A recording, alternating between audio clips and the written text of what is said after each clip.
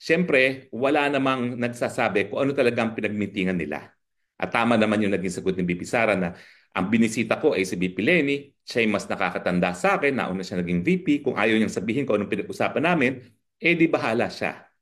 Pero sa akin, aminin o hindi, siyempre, sasabihin nila, it's personal, pero ang katotohanan niyan, meron po yang aspeto ng politika at paninilbihan sa bayan. Ano ba naman po ang sama na mag-meeting ang dalawang babae, una-una, pareho silang babae, pangalawa, sila ay mga naging leader o leader ngayon. Alam nyo, talagang kapag ikaw ay babae, eh hindi ka parang lalaki. Bihira yung pagkakataon na binigyan ka ng pagkakataon nga na manilbihan sa bayan. Sa totoo lang po, hindi ganun katindi yung discrimination laban sa ating kababaihan dahil yung mga anthropologists ay nagsasabi na matriarchal society nga ang Southeast Asia, ang Pilipinas. Pero pagdating sa paglilingkod, oh, di ba, dadalawa pa lang ang naging presidenteng babae sa ating kasaysayan, dadalawa pa lang, tatlo pa lang ang naging vice president na babae at karamihan ay mga lalaki. So, gender alone, meron na silang common ground.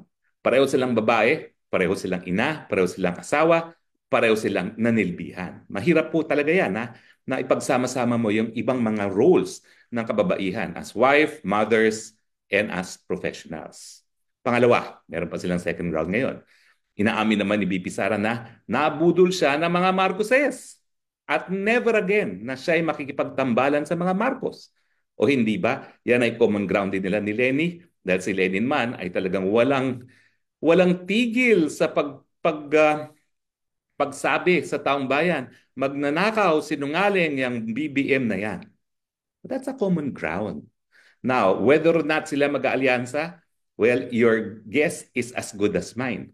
Pero hindi ba kung ang inyong common grounds ay nakabase sa inyong pagkatao bilang babae at bilang isang leader sa bayan na pareho pa silang naging vice president? At pangalawa, meron kayong common na tinitingnan na hindi mabuti sa bayan, hindi ba that is enough common grounds para kayo mag-usap? After all, ang sinasabi nga nila, politics is a